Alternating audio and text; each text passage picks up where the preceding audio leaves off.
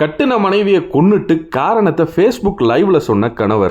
സ്വർണ്ണം എടുത്ത് പണയം വെക്കുകയും അതുപോലെ തന്നെ ഞാൻ പറഞ്ഞാൽ കേൾക്കാതെ ഇഷ്ടമുള്ള രീതിയിൽ പോവുകയും ചെയ്യും.